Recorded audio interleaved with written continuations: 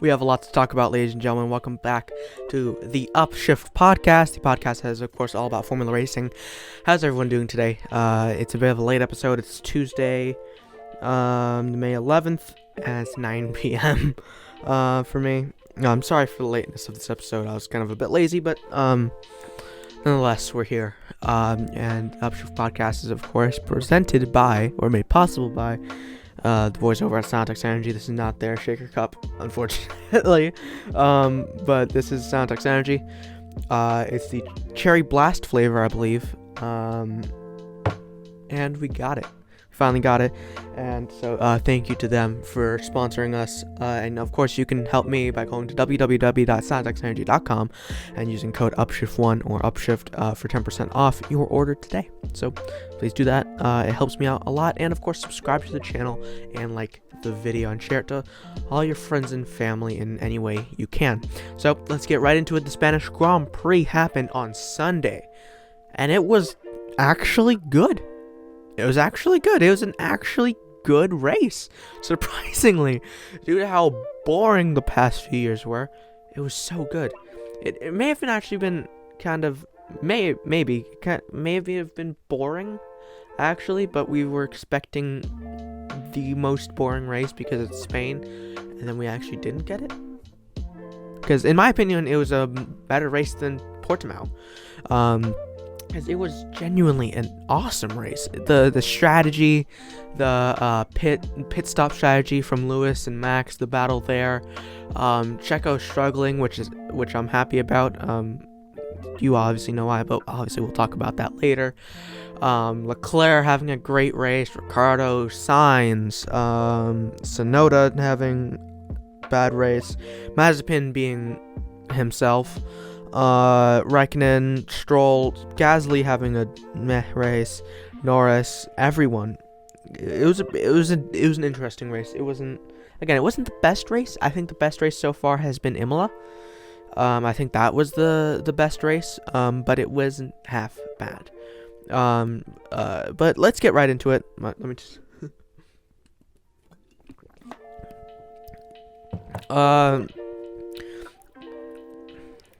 cut this out.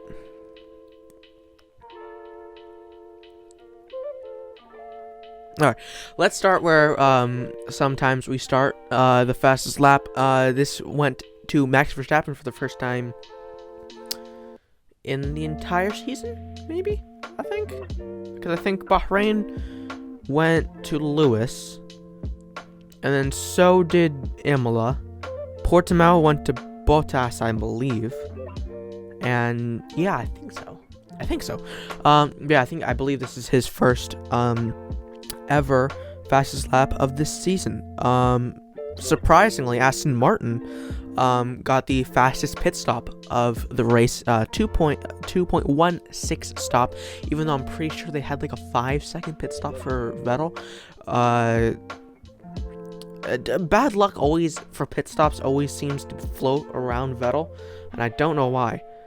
It's something about Vettel is just weird, and I kind of feel bad for Vettel because he sees the success that that Racing Point has in 2020, and he goes there to basically almost a race-winning team, basically, and leaving Ferrari, which was one of the worst teams, and then they flip-flopped. Now Ferrari are consistently challenging for the top 6, and then they're barely getting points.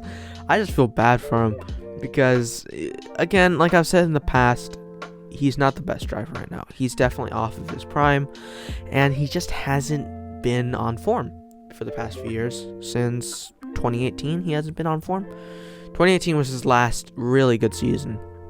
2019 was bad because he got beat by Leclerc, who was in his second year of F1. And 2020, we know how that went, where he also got beat by Leclerc, who got 2 podiums, and Vettel only got 1. But yeah, now he's getting consistently outpaced by Mr. Moneybags, Lance Stroll, every race, basically. And again, Lance Stroll, he isn't a bad driver, but he's not the best driver. I would have expected a four-time champ, four-time champ, I believe. Sorry if I'm wrong. To be beating a guy who's in his fourth season, I believe. Because I believe he started in 2017. Yeah, 2017. Yeah, his fourth season in the sport. I would kind of expect him to be much better, but unfortunately he is not, and he is definitely out of form. It's his fifth year. It's Stroll's fifth year. Yeah, his fifth year. I would definitely expect him to be much better, but unfortunately he just isn't. So we'll see how he gets on in the rest of the season, and I do kind of bring up a point that Everything But the Points podcast, Noel Miller, that guy, he brought up Vettel's kind of washed now. He's not. I knew it was going to be a mistake as soon as they let go of Perez.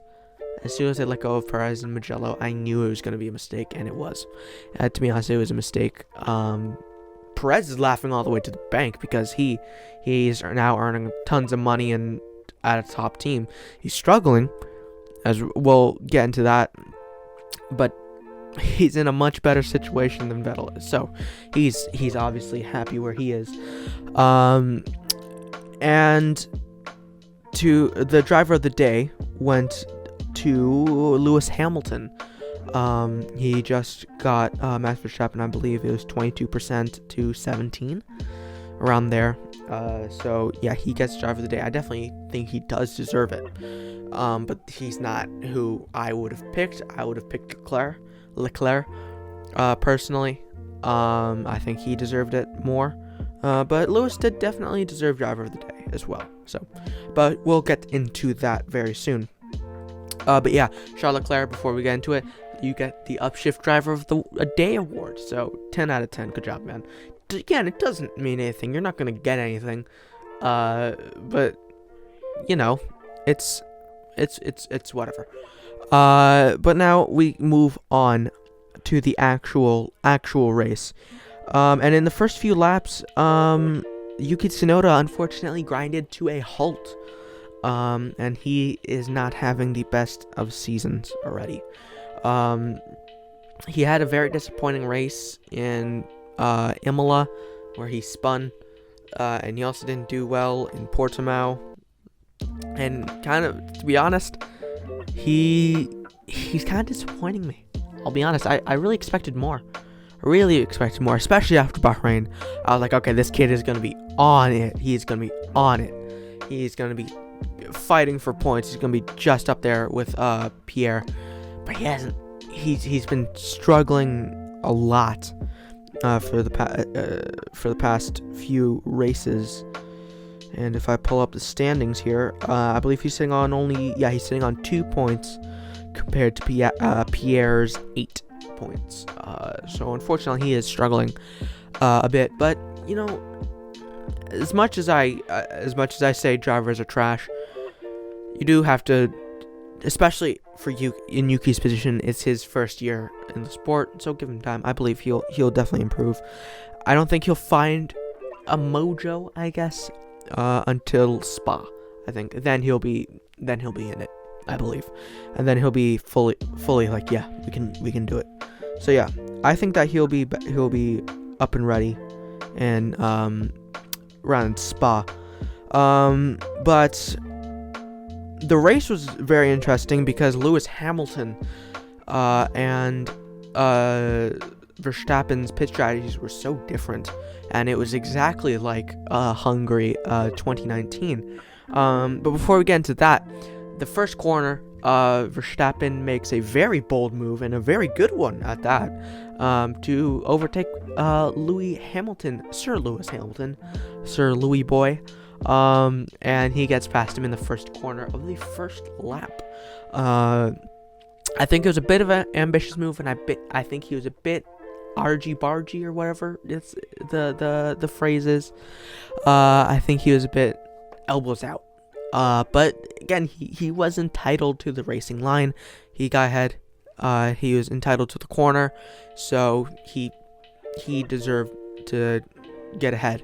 So it was a bit again, it was a bit sketchy, but it was a pretty decent move, and he held that lead for a while until lap like around 10 or something like that, when Yuki Tsunoda grinded to a halt and a safety car came out.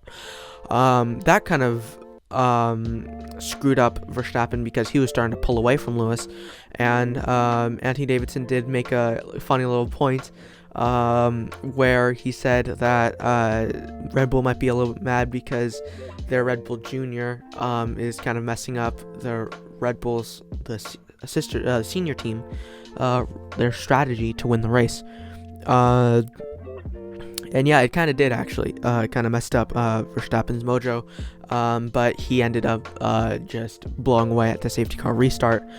And Bottas, he didn't really do anything, to be honest, throughout the entire race, except for when something we'll mention in a little bit. He didn't really do anything. He kind of just sat there in P3 and didn't really fully do anything. But again, he's not the best driver, but he is up against Lewis, who is one of the greatest drivers of all time. So, and I don't think Mercedes is going to drop him.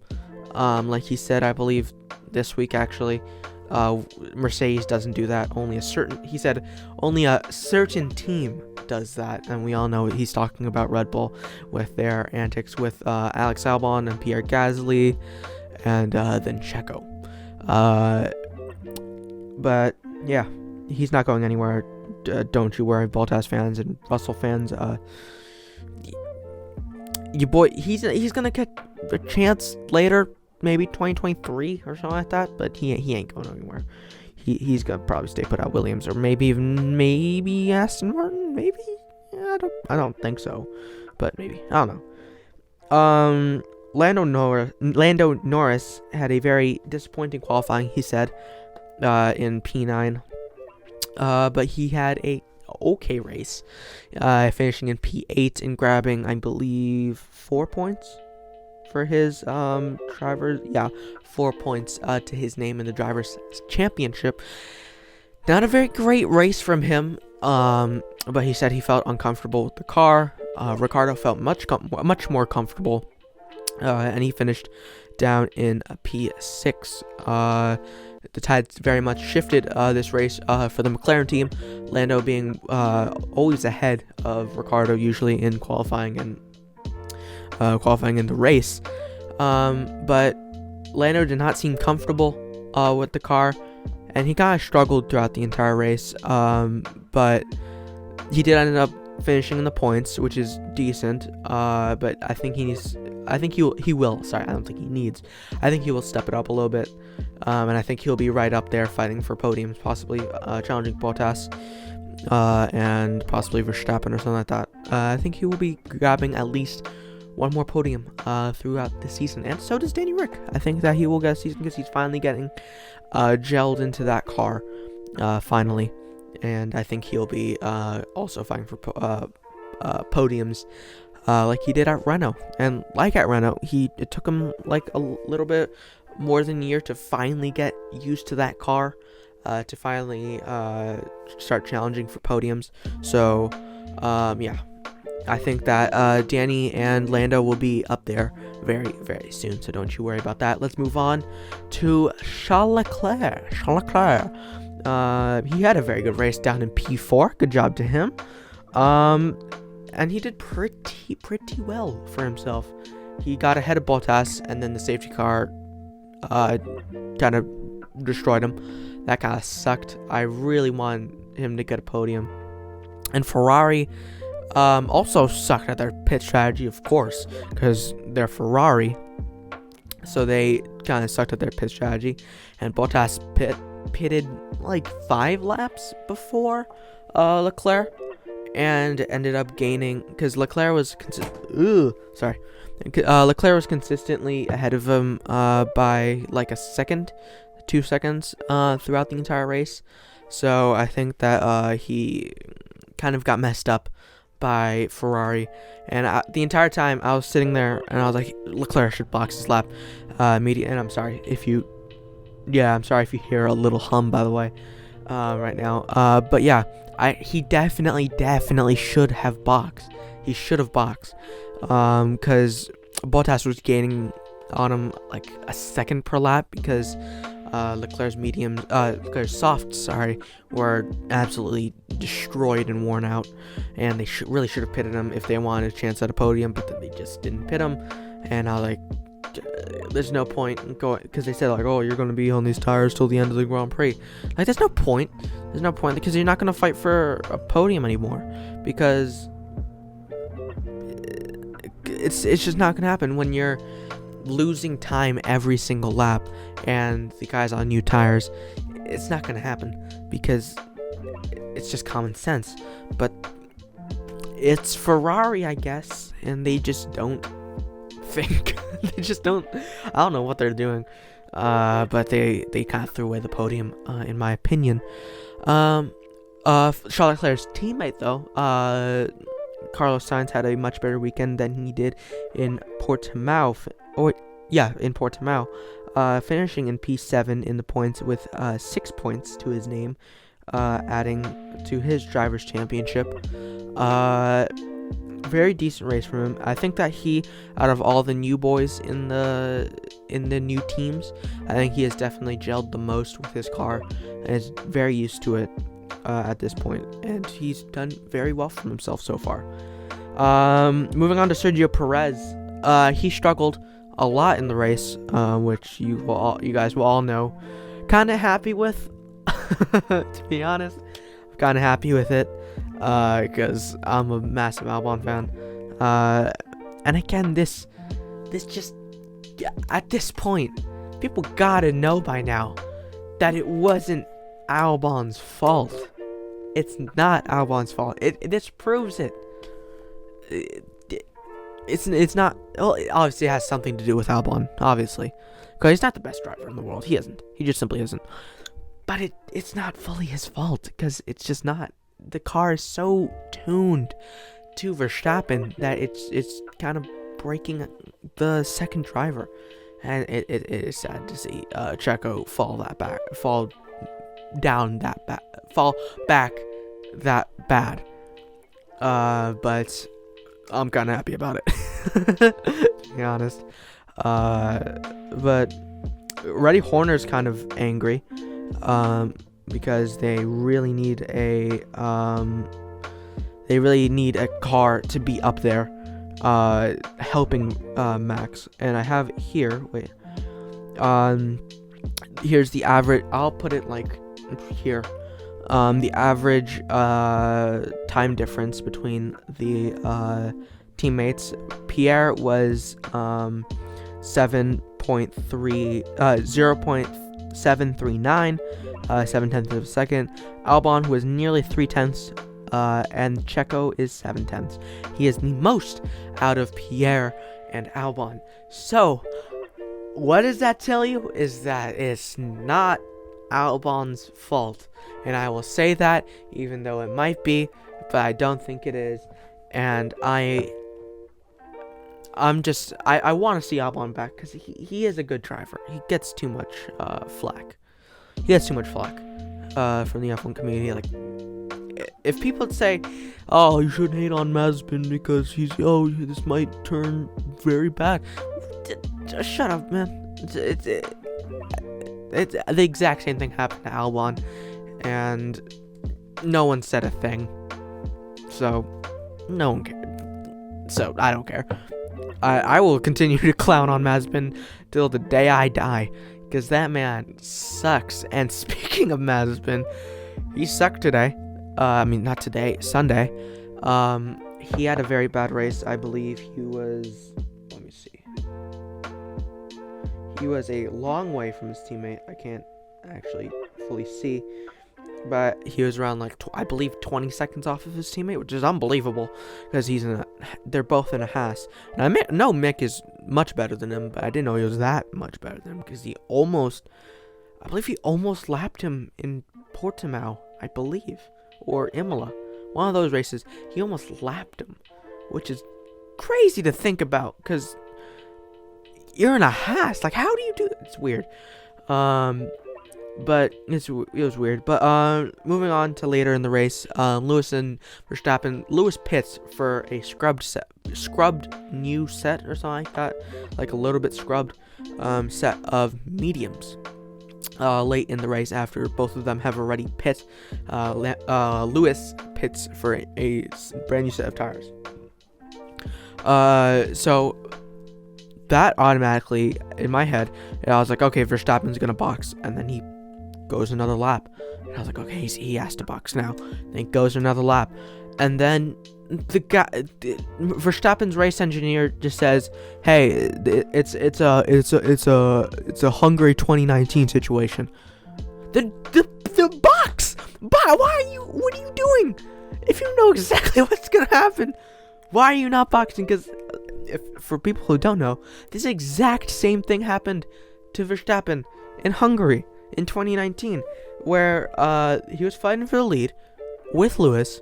Lewis boxed, and Verstappen stayed out, and then he ended up getting caught by Lewis, and Lewis ended up winning the Grand Prix. And that's because Verstappen didn't pit. And then they did the exact same thing again. Like, I don't know.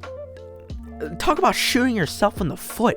It was crazy. It was so stupid. It was so stupid to see, because Red Bull to me, in my mind, have become the new Ferrari, because they don't know what they're doing anymore.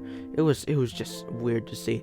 So Lewis ended up winning the Grand Prix due to Red Bull's lack of tire smarts, I guess. But yeah, it was just weird to see. Lewis definitely deserved the win, but Verstappen was definitely angry about that, because it was right in their hands. It was right in their hands. Like, it was so tantalizingly close, and then they messed it up completely. And Lewis was right after the race that Red Bull have a faster car than them. They do, but they make way more mistakes than Lewis alone. They make way more mistakes than basically the entire grid except Haas when they signed Mazepin. But it's just the Red Bull need to get their act together, because they're just not good. They're not doing well. But we'll see in a few, like a week time, 2 weeks time, sorry, in Monaco. But that's it for me. I hope you guys all enjoyed the podcast. I will come back to you at Monaco, Monte Carlo, and I'm sorry that I haven't done podcast episodes for qualifying. I definitely will try, at least, to get one out in Monaco. So thank you all for watching. Remember to like, share, subscribe with all your friends and family to my channel. Follow me on Instagram. Everything's down in the description. Thank you to Silent X Energy for sponsoring me and taking a chance on a stupid channel like me. So go show them some love. And thank you very much. And I'll see you for Monte Carlo.